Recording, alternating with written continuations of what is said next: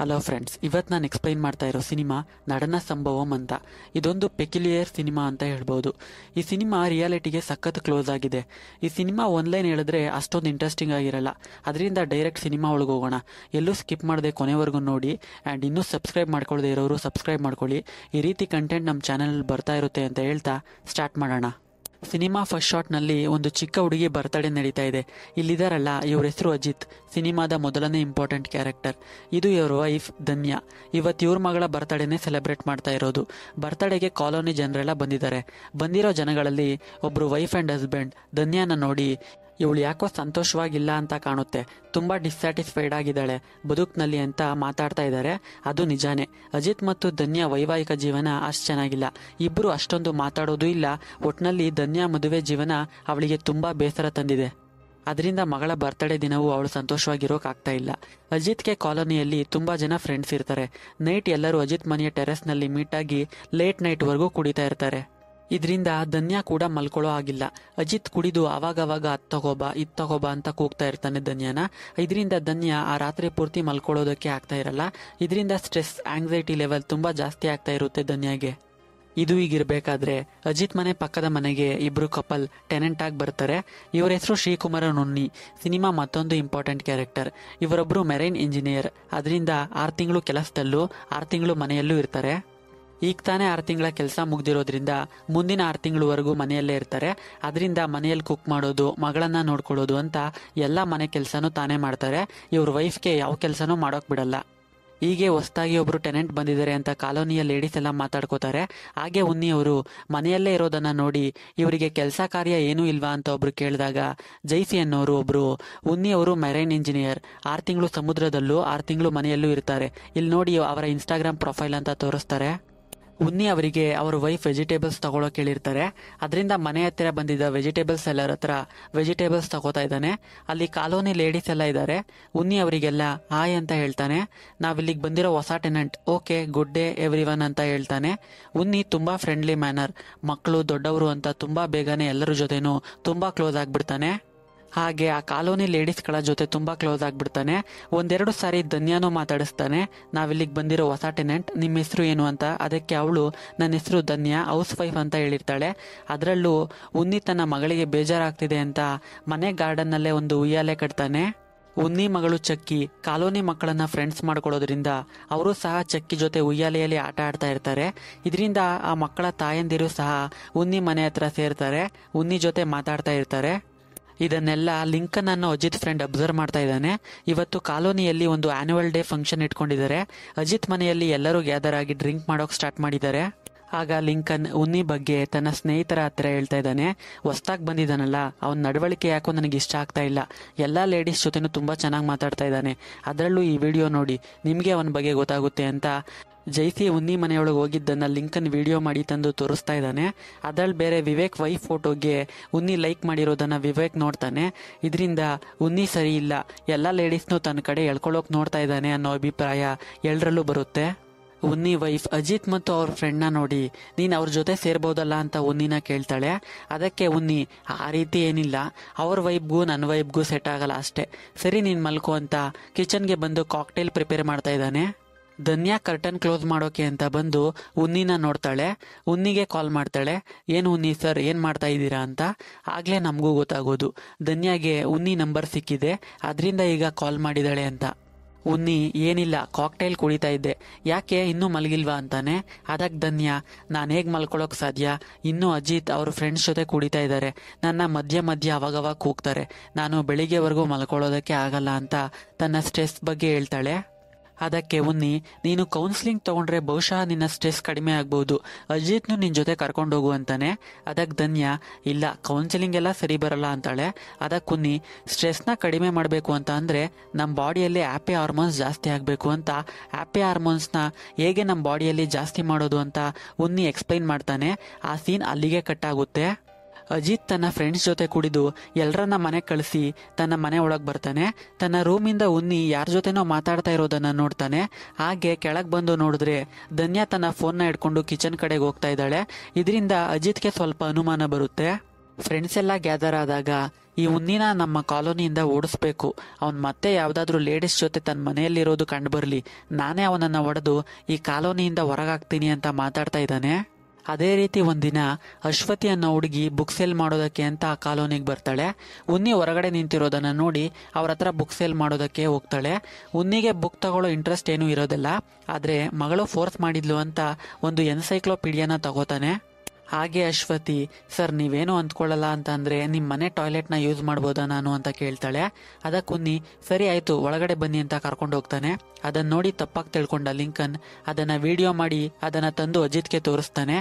ಇದೇ ನಮಗ್ ಸಿಕ್ಕಿರೋ ಸರಿಯಾದ ಚಾನ್ಸ್, ಇದನ್ನ ನಾವು ಮಿಸ್ ಮಾಡ್ಕೊಂಡ್ರೆ ನಾವು ಅವನನ್ನ ಈ ಕಾಲೋನಿಯಿಂದ ಓಡ್ಸೋಕಾಗಲ್ಲ ಅಂತ ಹೇಳ್ತಾನೆ. ಅದನ್ನ ಕೇಳಿದ ತಕ್ಷಣ ಅಜಿತ್ ಒಂದು ದೊಣ್ಣೆಯನ್ನ ತಗೊಂಡು ಉನ್ನಿ ಮನೆಗೆ ಬರ್ತಾನೆ. ಉನ್ನಿ ಬಾಗಲ್ ತೆಗೆದ ತಕ್ಷಣ ಏನು ಯಾಕೆ ಅಂತ ಏನೂ ಹೇಳ್ದೆ ಉನ್ನಿ ಮೇಲೆ ದಾಳಿ ಮಾಡ್ತಾನೆ. ಲಿಂಕನ್ ಉನ್ನಿ ಮನೆಯೆಲ್ಲ ಹುಡುಕಿ ಆ ಹುಡುಗಿ ಟಾಯ್ಲೆಟ್ ನಲ್ಲಿ ಇದ್ದಾಳೆ ಅಂತ ಒಳಗಿದ್ದ ಅಶ್ವತಿನ ಹೊರಕ್ಕೆ ಹೋಗ್ತಾನೆ. ಸಂದರ್ಭವನ್ನ ಸರಿಯಾಗಿ ಅರ್ಥ ಮಾಡ್ಕೊಳ್ಳದ ಅಜಿತ್ ಉನ್ನಿಯನ್ನ ದೊಣ್ಣೆಯಲ್ಲಿ ಚೆನ್ನಾಗಿ ಹೊಡಿತಾನೆ. ಅದನ್ನ ಲಿಂಕನ್ ವಿಡಿಯೋ ಮಾಡಿ ವಾಟ್ಸಪ್ ಅಸೋಸಿಯೇಷನ್ ಗ್ರೂಪ್ಗೆ ಹಾಕ್ತಾನೆ. ಅಶ್ವತಿಗೆ ಯಾಕೆ ಈ ರೀತಿ ಇವರು ದಾಳಿ ಮಾಡಿದ್ರು ಅಂತ ಗೊತ್ತಾಗಲ್ಲ. ಅಶ್ವತಿ ಉನ್ನಿಗೆ ನೀವು ಓಕೆನಾ ಸರ್ ಅಂತ ಕೇಳ್ತಾಳೆ. ಉನ್ನಿ ಏನಿಲ್ಲ ನೀನು ಹೋಗು ಅಂತ ಕಳಿಸ್ತಾನೆ. ಮನೆ ಓನರ್ ಇಂದ ಕಾಲ್ ಬರುತ್ತೆ, ಅಸೋಸಿಯೇಷನ್ ಇಂದ ನನಗೆ ತುಂಬಾ ಪ್ರೆಷರ್ ಇದೆ, ನೀನ್ ತಕ್ಷಣ ಮನೆ ಖಾಲಿ ಮಾಡ್ಬಿಡು ಅಂತ. ಅಜಿತ್ ಉನ್ನಿಯ ಮೇಲೆ ದಾಳಿ ಮಾಡಿದ ವಿಡಿಯೋನ ಕಾಲೋನಿಯ ಜನರೆಲ್ಲ ನೋಡ್ತಾರೆ. ಉನ್ನಿ ತಕ್ಷಣ ಪೊಲೀಸ್ ಸ್ಟೇಷನ್ಗೆ ಬರ್ತಾನೆ. ಅಲ್ಲಿ SI ಸಿಬಿಗೆ ಸರ್ ನನ್ನ ಮೇಲೆ ಒಬ್ಬ ದಾಳಿ ಮಾಡಿದ್ದಾನೆ, ಅವನ ಹೆಸರು ಅಜಿತ್ ಅಂತ, ನೇಬರ್, ಅವನ ಮೇಲೆ ನಾನು ಕಂಪ್ಲೇಂಟ್ ಫೈಲ್ ಮಾಡೋಕೆ ಬಂದಿದ್ದೀನಿ ಅಂತ. ಅದಕ್ಕೆ SI ಯಾಕೆ ನಿನ್ನ ಮೇಲೆ ದಾಳಿ ಮಾಡ್ದ ಅಂತ ಕೇಳ್ತಾನೆ. ಅದಕ್ಕೆ ಉನ್ನಿ ನನಗೂ ಗೊತ್ತಿಲ್ಲ ಸರ್ ಅಂತಾನೆ. ಅದಕ್ಕೆ SI ಸರಿ ಅವನ ಬಗ್ಗೆ ಡೀಟೇಲ್ಸ್ ಎಲ್ಲ ಕೊಟ್ಟು ಮೊದಲು ನೀನು ಹಾಸ್ಪಿಟಲ್ಗೆ ಹೋಗ್ಬಿಟ್ ಬಾ, ಒಬ್ರು ಆಫೀಸರ್ ನಿನ್ ಜೊತೆ ಬರ್ತಾರೆ ಅಂತ ಕಳುಹಿಸಿ ಅಜಿತ್ ಅಡ್ರೆಸ್ ತಗೊಂಡು ಅಜಿತ್ ಮನೆಗೆ ಬರ್ತಾರೆ. ಪೊಲೀಸ್ ಮನೆಗೆ ಬಂದಿದ್ದಾರೆ ಅಂತ ಲಿಂಕನ್ ಅಜಿತ್ಗೆ ಫೋನ್ ಮಾಡಿ ತಿಳಿಸ್ತಾನೆ. ಧನ್ಯ ಹತ್ರ ಬಂದು ಅಜಿತ್ ಇದರ ಮನೆಯಲ್ಲಿ ಅಂತ ಕೇಳ್ತಾರೆ. ಧನ್ಯ ಇಲ್ಲ ಅವರು ಹೊರಗಡೆ ಹೋಗಿದ್ದಾರೆ ಅಂತ ಹೇಳ್ತಾಳೆ. ಅದಕ್ಕೆ SI ಅಜಿತ್ ಉನ್ನಿ ಅನ್ನೋರ ಮೇಲೆ ದಾಳಿ ಮಾಡಿದ್ದಾರೆ ಅಂತ ನಮಗ್ ಕಂಪ್ಲೇಂಟ್ ಬಂದಿದೆ, ನಿಮ್ಗೇನಾದ್ರೂ ಗೊತ್ತಾ ಅದ್ರ ಬಗ್ಗೆ ಅಂತ ಕೇಳ್ತಾರೆ. ಅದಕ್ಕೆ ಧನ್ಯ ಇಲ್ಲ ಆದ್ರೆ ನಮ್ಮ ಮನೆಯವರು ಉನ್ನಿಗೆ ಹೊಡೆಯೋ ವಿಡಿಯೋನ ನೋಡ್ದೆ ಅದರಿಂದ ಗೊತ್ತಾಯ್ತು ಅಂತ ಹೇಳ್ತಾಳೆ. ಅಷ್ಟೊತ್ತಿಗೆ ಆ ವಿಡಿಯೋನ ರೆಕಾರ್ಡ್ ಮಾಡಿದ್ದೆ ನಾನು ಅಂತ ಲಿಂಕನ್ ಅಲ್ಲಿಗೆ ಬರ್ತಾನೆ. ಸರ್ ಅವನು ಸರಿ ಇಲ್ಲ, ಅದರಿಂದಾನೇ ನಮ್ಮ ಅಜಿತ್ ಅಣ್ಣ ಅವನಿಗೆ ಹೊಡೆದ್ರು, ಇಲ್ಲಿ ನೋಡಿ ಆ ವಿಡಿಯೋ ಅಂತ ತೋರಿಸ್ತಾನೆ. ಪೊಲೀಸ್ ಧನ್ಯಾಗೆ ಅಜಿತ್ ಬಂದ್ರೆ ಸ್ಟೇಷನ್ಗೆ ಬರ್ಬೇಕಂತೆ ಅಂತ ಹೇಳಿ ವಿಡಿಯೋ ರೆಕಾರ್ಡ್ ಮಾಡಿದ್ದ ಲಿಂಕನ್ನು ತಮ್ಮ ಜೊತೆ ಸ್ಟೇಷನ್ಗೆ ಕರ್ಕೊಂಡು ಹೋಗ್ತಾರೆ. ಅಜಿತ್ಗೆ ಆ ಸ್ಟೇಷನ್ ಸರ್ಕಲ್ ಇನ್ಸ್ಪೆಕ್ಟರ್ ಅವರ ಪರಿಚಯ ಇರುತ್ತೆ. ಅದರಿಂದ ಸರ್ಕಲ್ ಇನ್ಸ್ಪೆಕ್ಟರ್ ಅವರು SP ಪ್ರಮೋದ್ಗೆ ಕಾಲ್ ಮಾಡಿ FIR ಹಾಕ್ಬೇಡಿ, ಅಜಿತ್ ನಮಗ್ ಬೇಕಾದವರು, ಅಜಿತ್ ಇವಾಗ ಸ್ಟೇಷನ್ಗೆ ಬರ್ತಾರೆ, ಅವರಿಬ್ಬರನ್ನು ಸ್ಟೇಷನ್ನಲ್ಲೇ ಕಾಂಪ್ರಮೈಸ್ ಮಾಡಿಸಿ ಕಳಿಸಿ ಅಂತ ಹೇಳ್ತಾರೆ. ಅದಕ್ಕೆ SI ಸರಿ ಸರ್ ಅಂತ SI ಸಿಬಿಗೆ ರೀ ಸಿಬಿ ಅವರೇ ಆ ಅಜಿತ್ ಸ್ಟೇಷನ್ಗೆ ಬರ್ತಾರಂತೆ, FIR ಏನೂ ಹಾಕ್ಬೇಡಿ, ಅವರಿಬ್ಬರಿಗೂ ಕಾಂಪ್ರಮೈಸ್ ಮಾಡಿ ಕಳಿಸಿ ಅಂತ ಹೇಳ್ತಾರೆ. ಹಾಸ್ಪಿಟಲ್ಗೆ ಹೋಗಿದ್ದ ಉನ್ನಿ ಸ್ಟೇಷನ್ಗೆ ಬರ್ತಾನೆ. ಜೊತೆಗೆ ಹೋಗಿದ್ದ ಕಾನ್ಸ್ಟೇಬಲ್ ಮೆಡಿಕಲ್ ರಿಪೋರ್ಟ್ನ SI ಸಿಬಿ ಅವರು ಕೊಡ್ತಾರೆ. ಅಜಿತ್ ಕೂಡ ಸ್ಟೇಷನ್ಗೆ ಬರ್ತಾನೆ. ಮಾಯಾ ಅನ್ನೋ ಕಾನ್ಸ್ಟೇಬಲ್ ಅಶ್ವತಿನ ಹೋಗೋ ದಾರಿಯಲ್ಲಿ ನೋಡಿ ಆ ವಿಡಿಯೋದಲ್ಲಿ ಇರೋ ಹುಡುಗಿ ಇವಳೇ ಅಲ್ವಾ ಅಂತ ಸ್ಟೇಷನ್ಗೆ ಕರ್ಕೊಂಡು ಬರ್ತಾರೆ. ಅಶ್ವತಿನ ಸಿಬಿ ಅವರು ವಿಚಾರಣೆ ಮಾಡ್ತಾರೆ.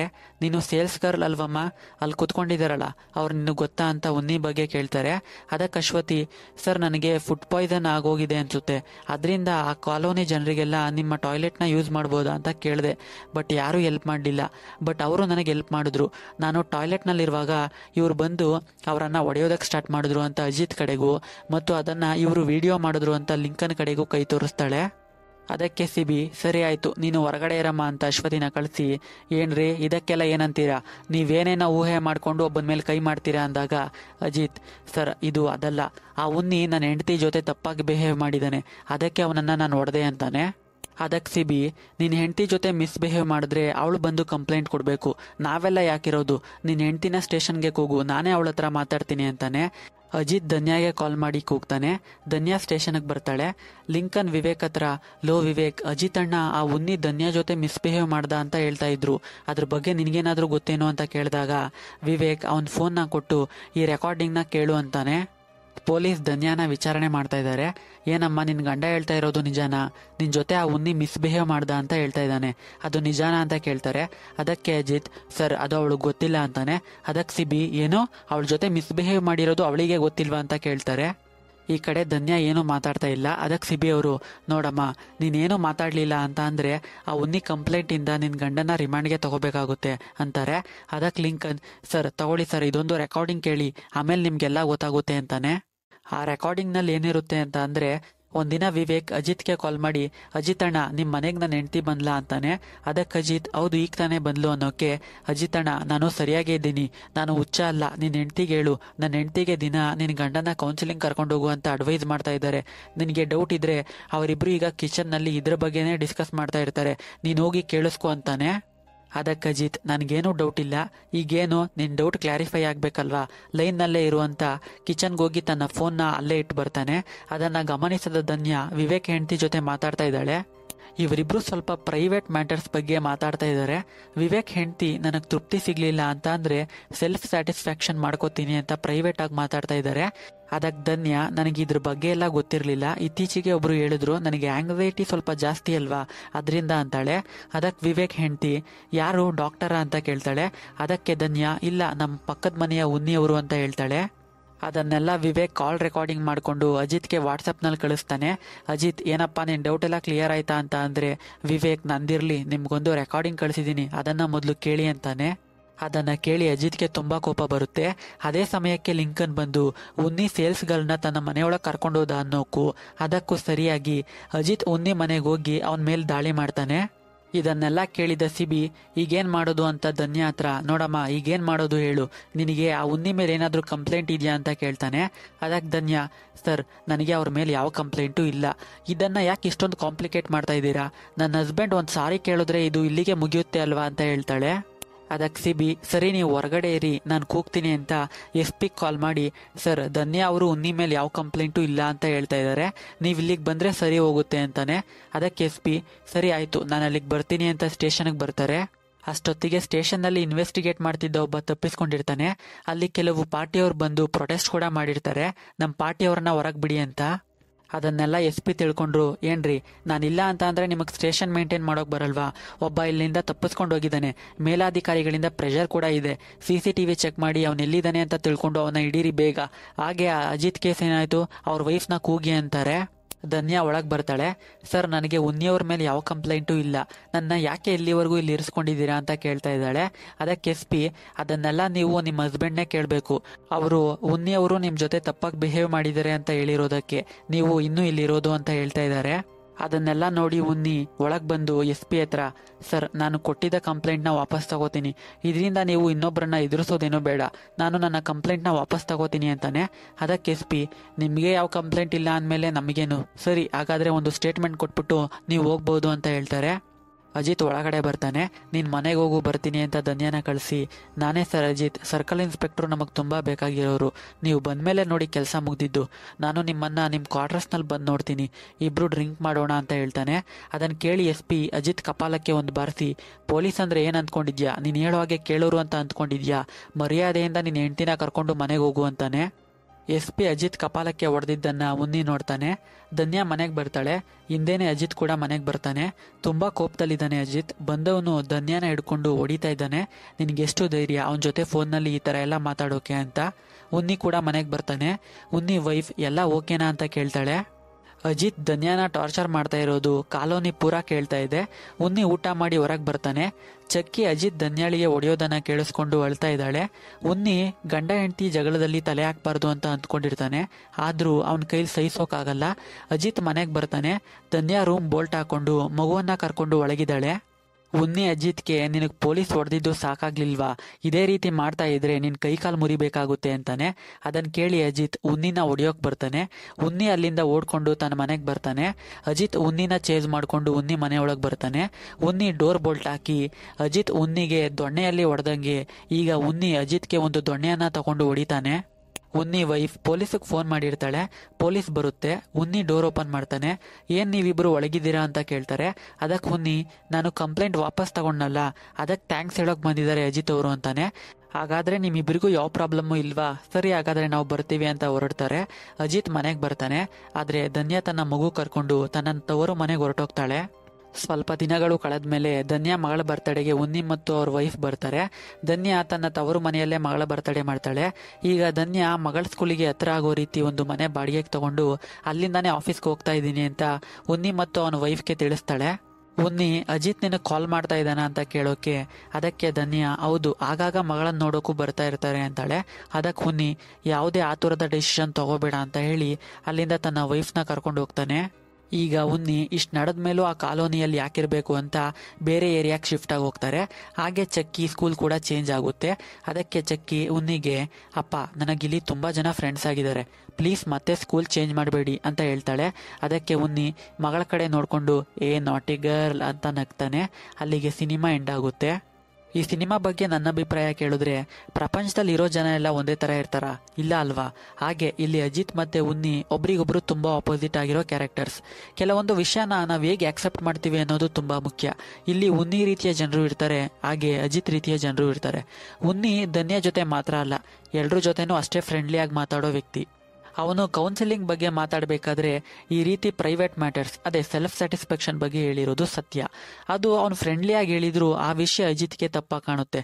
ಆಸ್ ಯೂಶುವಲ್ ಅಲ್ವಾ, ಅವನ ಕ್ಯಾರೆಕ್ಟರ್ಸ್ ಬಗ್ಗೆ ನಿಮಗೆ ಗೊತ್ತಿದೆ. ಕನ್ಕ್ಲೂಷನ್ ಏನು ಅಂತ ಅಂದರೆ, ನಮ್ಮ ಅಕ್ಕ, ತಂಗಿ, ಹೆಂಡ್ತಿ ಯಾರೇ ಆಗಿರಲಿ, ಒಬ್ಬ ವ್ಯಕ್ತಿ ಜೊತೆ ಮಾತಾಡಿದ ತಕ್ಷಣ ಅದನ್ನು ನಾವು ತಪ್ಪಾಗಿ ಭಾವಿಸ್ಬಾರ್ದು. ಅವರನ್ನು ನಾವು ಇದನ್ನು ಮಾಡಿ ಅದನ್ನು ಮಾಡಿ ಆಗಿರಿ ಈಗಿರಿ ಅಂತ ರೂಲ್ ಮಾಡಬಾರ್ದು. ಕೆಲವೊಂದನ್ನು ಕಣ್ಣಾರೆ ಕಂಡ್ರು ಕಿವಿಯಾರೆ ಕೇಳಿದ್ರು ಅದನ್ನು ಹೇಗೆ ಅರ್ಥ ಮಾಡ್ಕೋತೀವಿ ಅನ್ನೋದು ತುಂಬ ಮುಖ್ಯ ಅಂತ ಹೇಳ್ತಾ ಇಲ್ಲಿಗೆ ಈ ಕಥೆಯನ್ನು ಮುಗಿಸೋಣ. ಮತ್ತೊಂದು ಒಳ್ಳೆ ಸಿನಿಮಾ ಜೊತೆ ಸಿಗ್ತೀನಿ. ಅಲ್ಲಿವರೆಗೂ ಟೇಕ್ ಕೇರ್ ಆ್ಯಂಡ್ ಬಾಯ್.